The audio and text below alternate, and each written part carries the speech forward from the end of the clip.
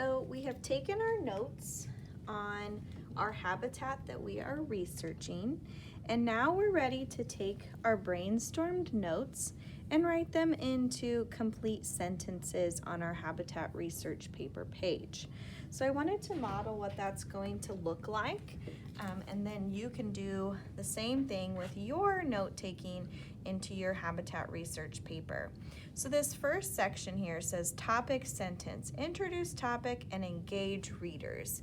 So when you are working on your topic sentence, you want to think about something that you could say that would really catch your reader's attention. You don't want to just say, I'm going to tell you about the polar habitat, right? That's not very engaging.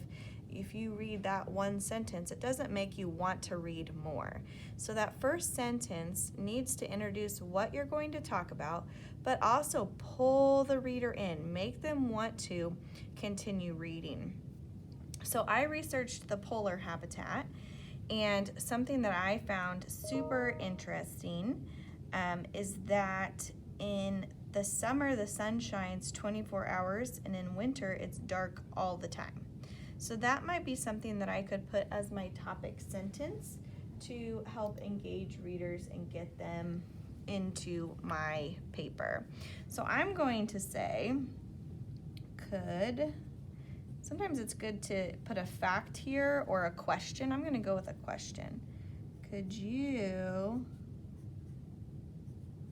live in a place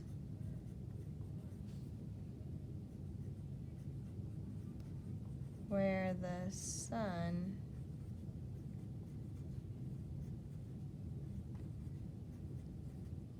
does not shine for months at a time?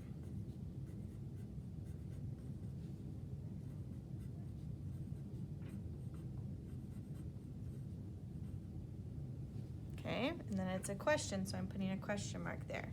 Now, my first paragraph is going to address where, that's the first, where in the world the habitat is, non-living things, animals, and plants found there, as well as the climate. So I've got to include a lot of stuff in this paragraph, but I could also bump some of it down to the facts paragraph if I needed to. So the first thing I need to address is where in the world is this habitat? So my habitat, this is laid out just perfectly on my paper here. My habitat is found in the North and South Poles, so I'm going to write that first. The polar habitat is found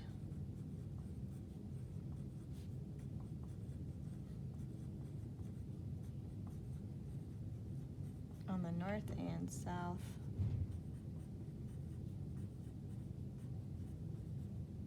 poles.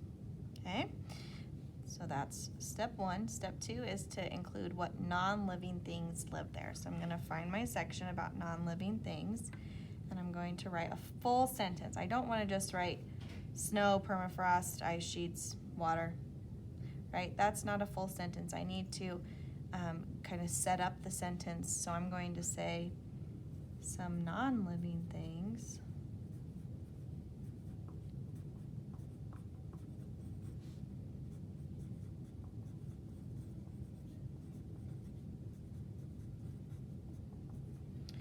found in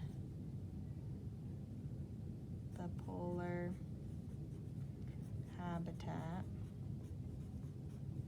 are, this would be a good sentence starter for you as well, something like this. Some non-living things found in the polar habitat are snow, permafrost,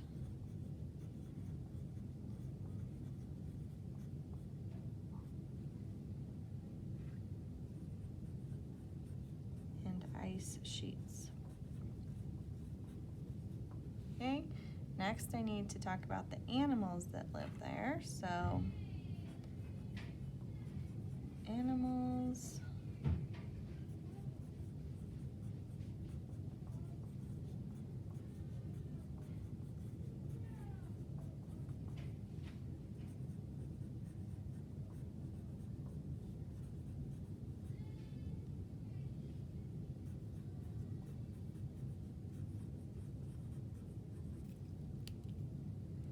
when I'm making a list of things that are in a place, I need to put a comma between them. So this says animals that live in the polar habitat are polar bears, comma, Arctic foxes, comma, walruses, comma, and then before my last item in my list, I need to write and penguins. You don't have to include every single animal or every single plant that you found, because in a lot of them you're going to have a ton of different things, so you can kind of pick and choose what you want to include. Okay, so I've got non-living, I've got animals, now I need plants and climate. So I'm going to start with grasses, moss, and Arctic poppies are plants that can grow in a very cold and dry environment. Okay, so on this last one I kind of combined two. You can do that, or you can write two separate sentences. I wrote about the plants and the climate by saying that they can grow in a very cold and dry environment, so that was recorded here. So I've got that down too. So now I'm ready for body paragraph 2. I need to include at least three special facts. You may do more. So I've got special facts down here. So I'm going to start with, let's see. Okay, this is really interesting.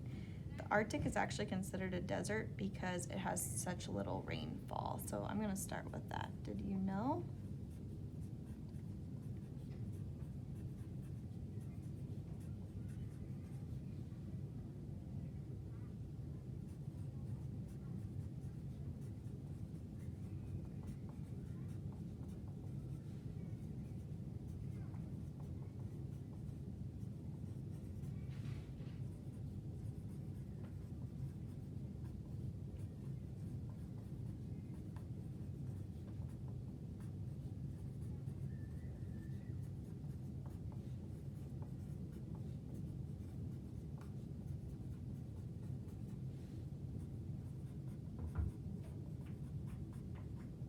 Okay, so it says, did you know the polar habitat is considered a desert because it does not get very much rainfall?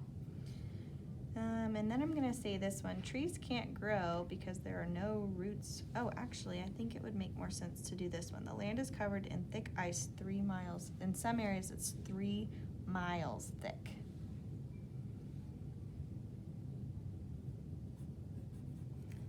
The land.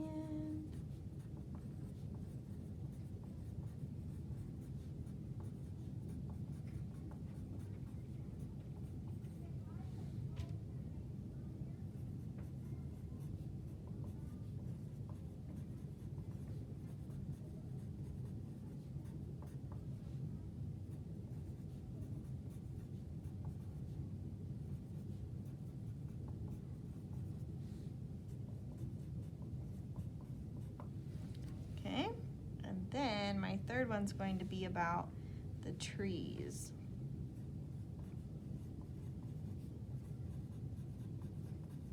Trees cannot grow here.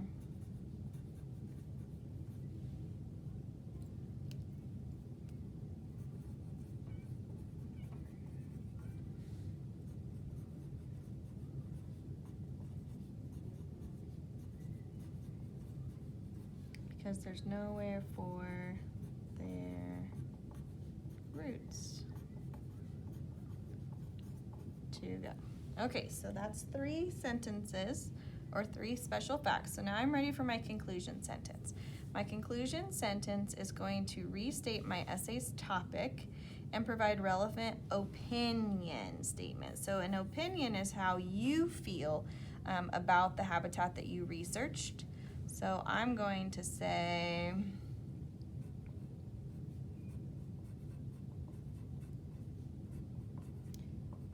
I think the polar habitat